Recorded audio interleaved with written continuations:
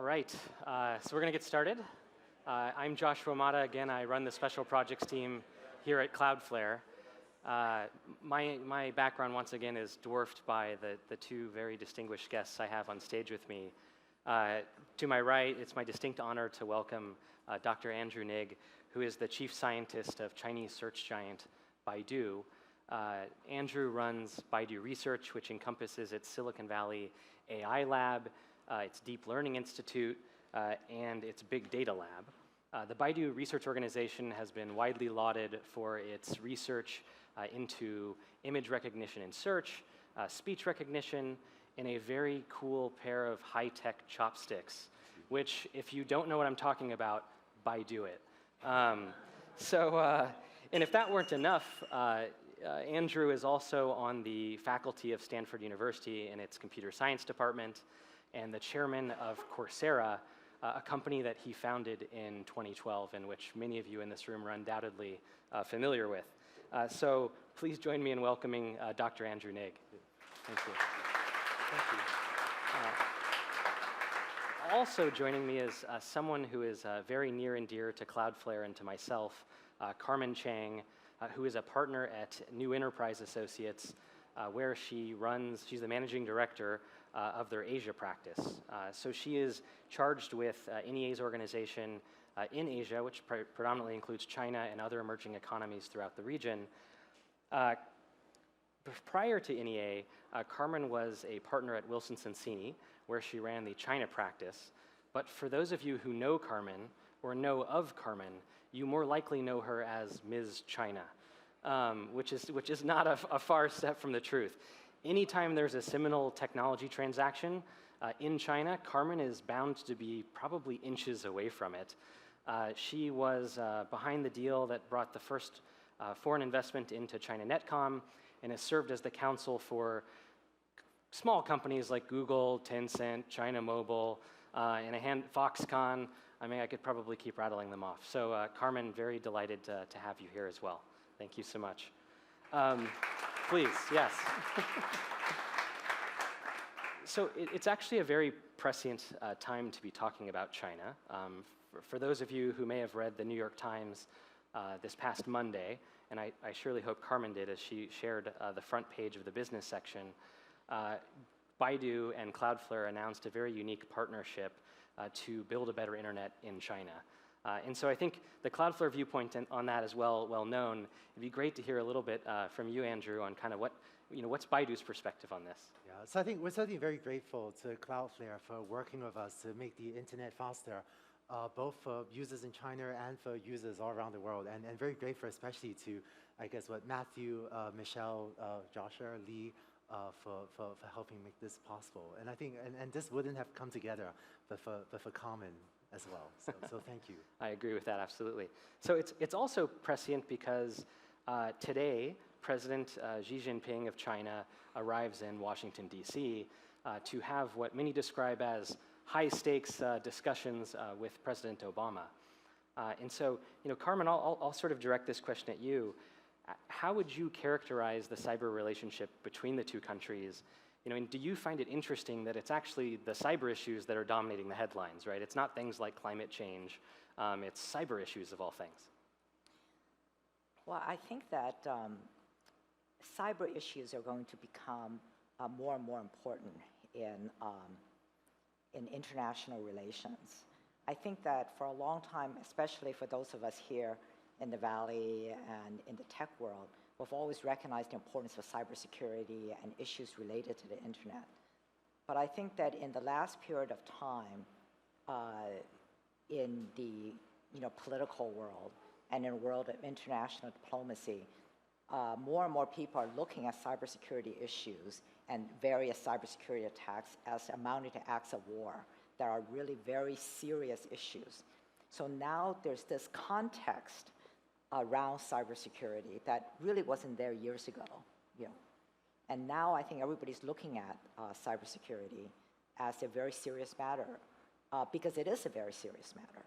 And now people recognize that certain things that can be done in the area of in the cyber world, which will amount to acts of war. So, so I think that hence there's a lot of attention focused on that, and I think rightly so.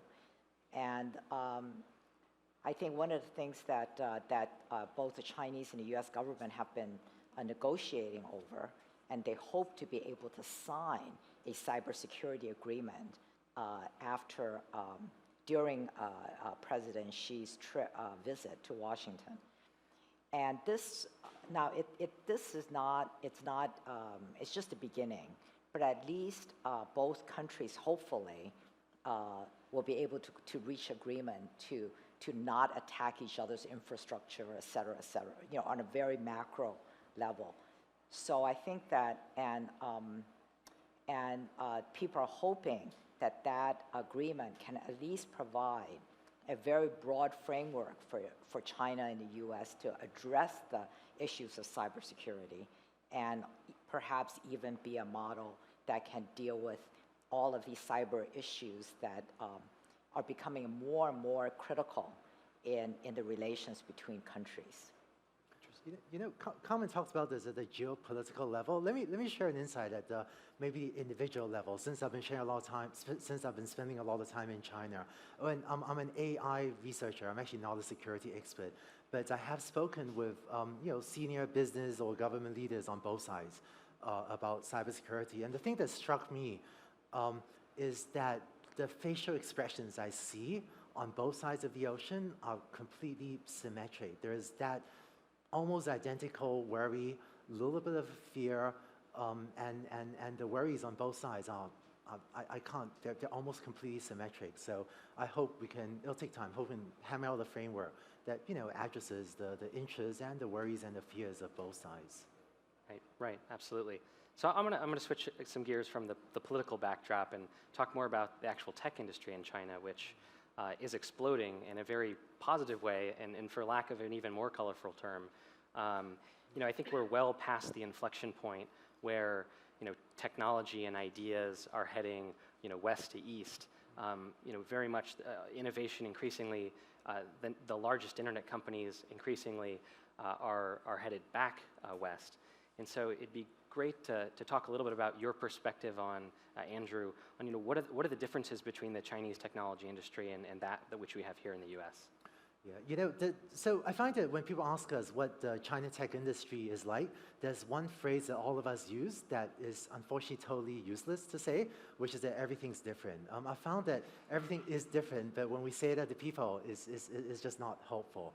But I think actually both working at Baidu as well as earlier through Coursera, we made a lot of trips to China to try to build up Coursera in China, start to develop an appreciation for the ecosystem. I want to credit Carmen for helping Coursera get a strong foothold in China as well.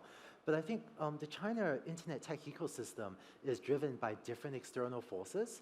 So it's evolved in a very different way, and the different assets are just segmented very differently among different companies. So in China, Baidu, Ali, Tencent are the three giants, and each one of them operates a portfolio of things that is pretty different than what the American counterparts are operating.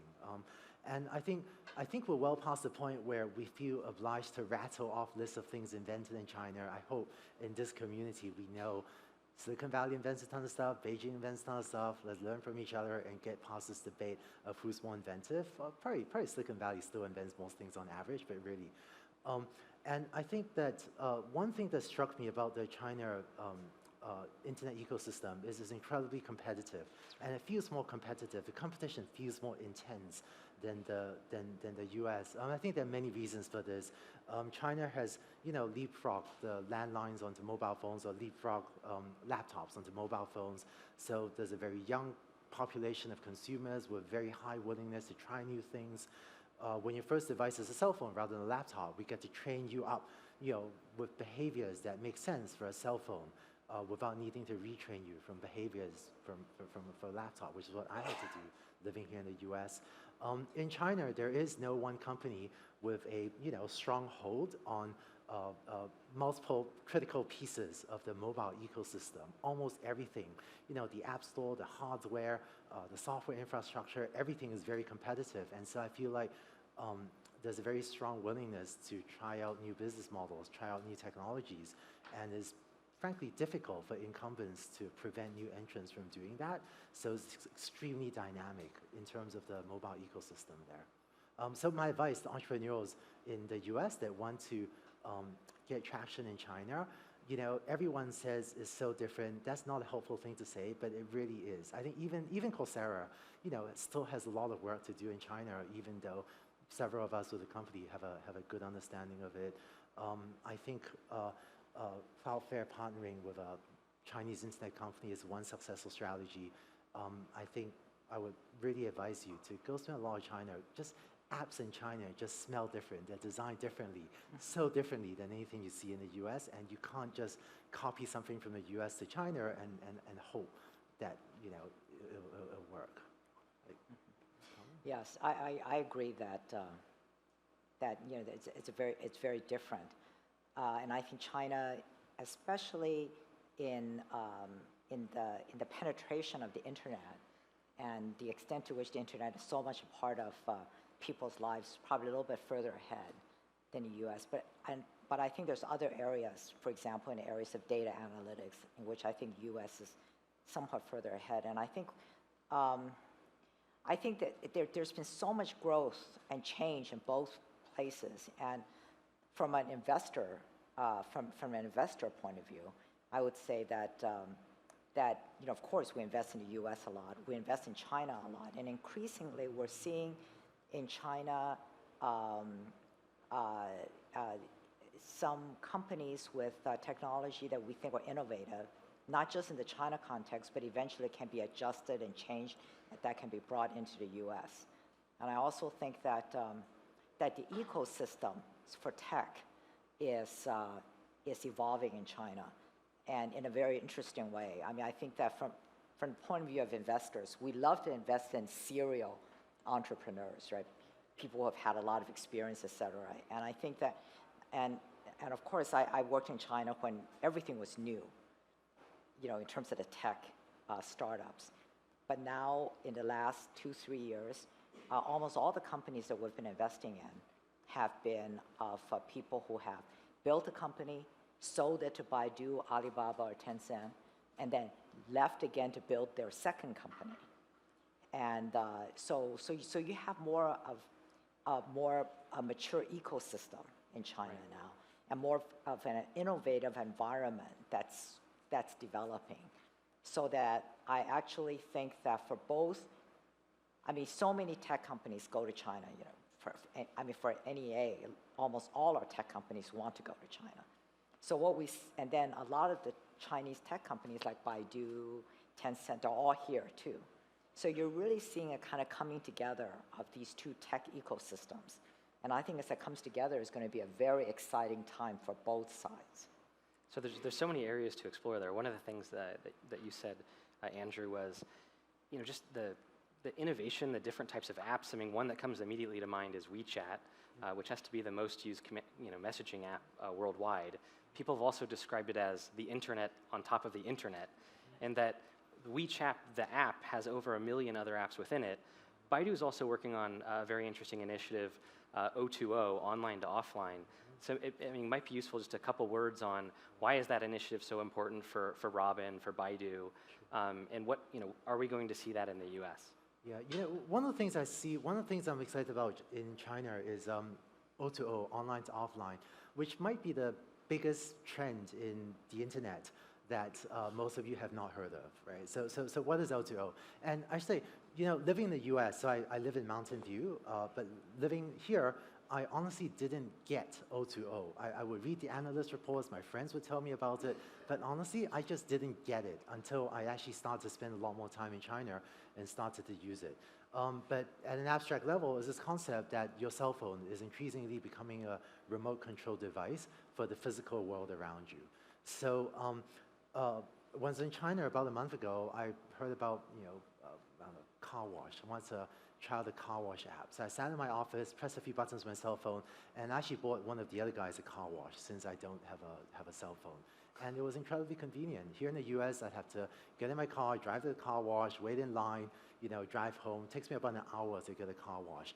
My time myself in China, it took me 60 seconds to get a car wash.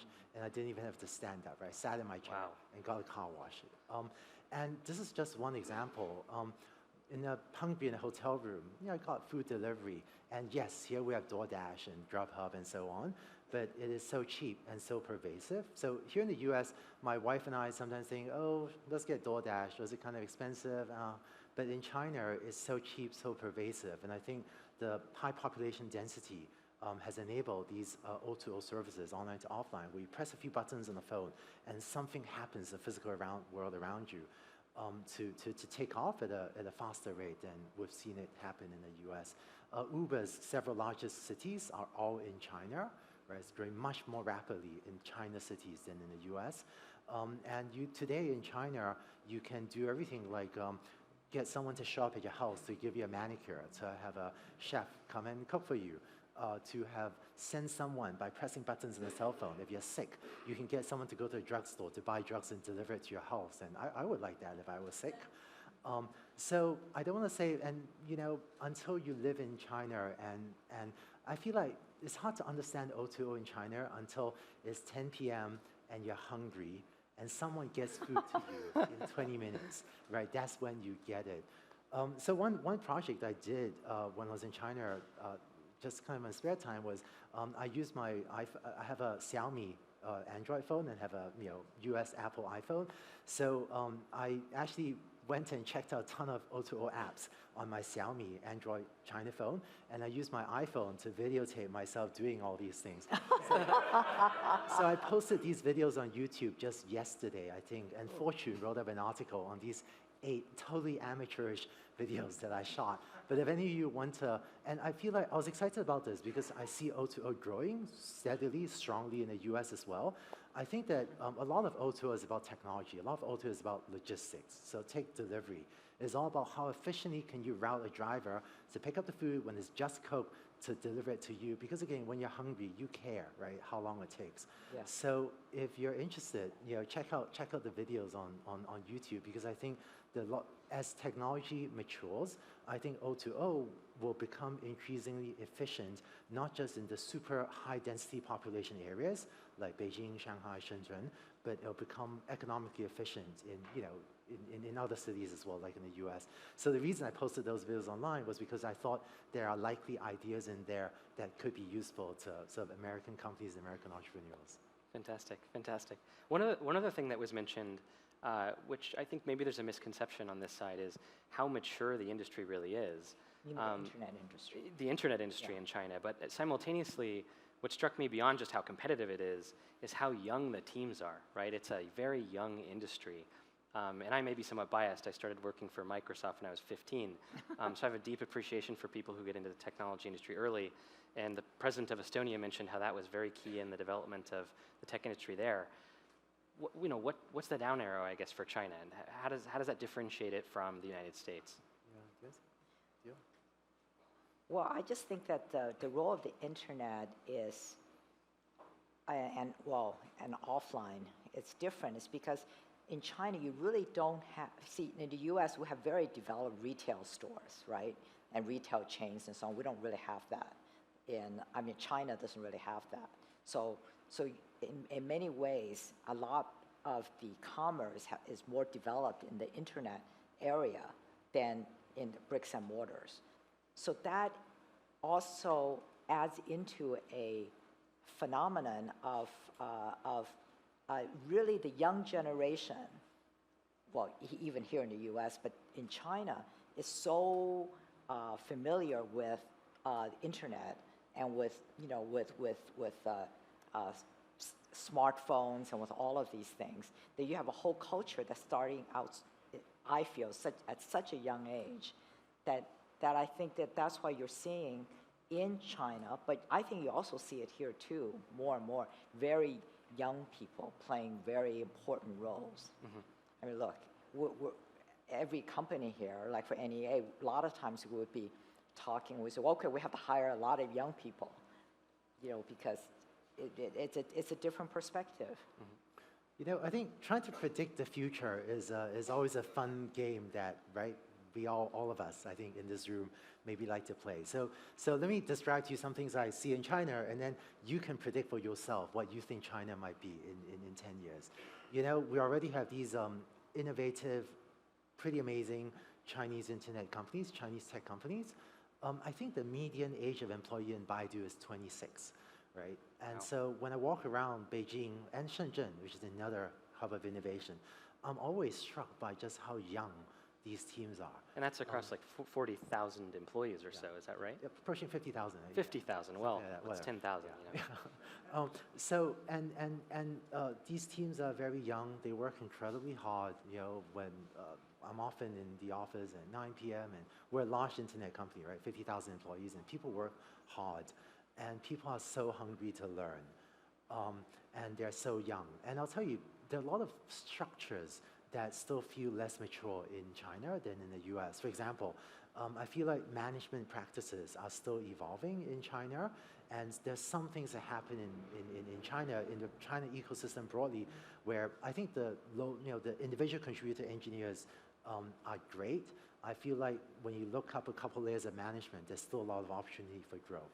So when you have a very young employee base that is still learning rapidly and hungry to learn, and a large population of engineers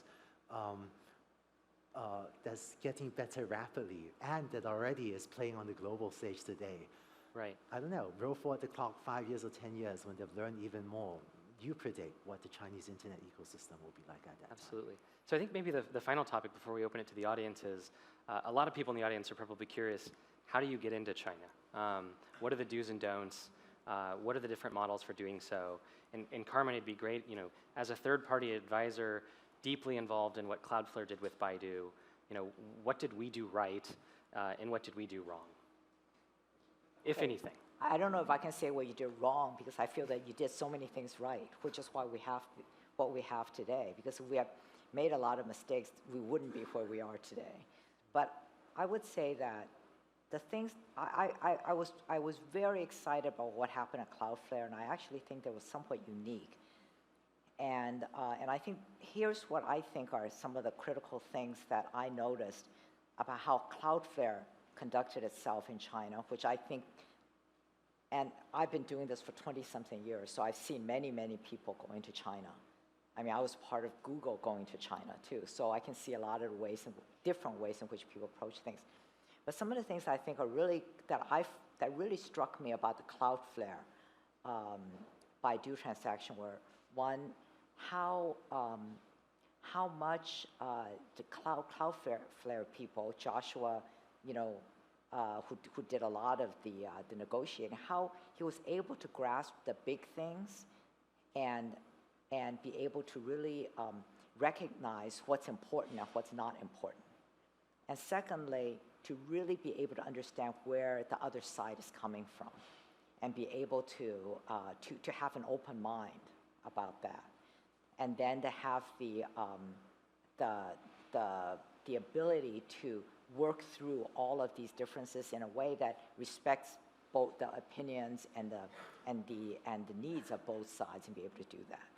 I think that was a very important thing, and I found it very. I found that very important. And a second thing I would say that also struck me about CloudFlare was the importance that CloudFlare, you know, Matthew played a very major role in this, is to how, in doing business with China, how do you hold on to your basic values, which we all know that CloudFlare has about an open and free internet, and going into China, which has its own national particularities and particular rules and regulations governing. Now, US has rules too, it's just somewhat different. And I think that what I was really impressed by was the extent to which CloudFlare was able to hold on to its own values and principles around a free and open internet, while respecting, you know, the needs that the Chinese see at this time, given the state of development of their country, how they feel they have to regulate the internet. And I think the ability that what Cloudflare was able to do was just amazing. And I think is an example for many US internet companies too, when they go into China, to be able to be open, flexible, but maintain your own principles. Great. I don't know if you have anything very briefly to add. If not, we'll open up for maybe one question from the audience very quickly. Sure. I think Carmen said it well. I think the Baidu team, we're consistently impressed with Matthew, Joshua, and the way we're able to partner together to structure a deal that made sense for both sides, while frankly promoting freedomness and openness in a way that on the internet, and in a way that is compliant with the law. Great, thank you. So it looks like we have one question. Okay, so as we all know, China is always learning from America, but as China is catching up, so what do you see that we can adapt from China to the US? So, in terms of internet, everything, just curious.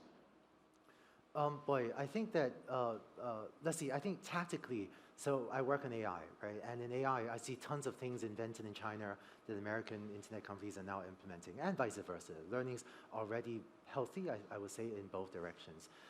I think one other thing that, where I see a huge opportunity in the US is O2O. It's taken off faster in China than other places, but I think there are lots of lessons there in how the internet, when you when you go to a website, when you do a web search, you don't want to be sent off to some web page, like, here's a web page, bye, good luck, hope you figure it out. But can we actually help, when we're looking for things on the internet, you sometimes want something done, like you want a movie ticket booked, or you want to travel, or you want to buy some food. But I think internet companies in China have been aggressive in trying to close that last mile to actually get you what you want, rather than send you off somewhere so you can figure out for yourself how to get what you want. That's one of the areas where I feel development is very advanced in China, and I feel I definitely see some US companies now taking some ideas that I saw earlier in China. And I travel to China, spend some time there. I've learned so much. Absolutely. And watches YouTube videos. Great. Well, thank you so much for having us. Thank you, Andrew and Carmen, for participating. Wonderful.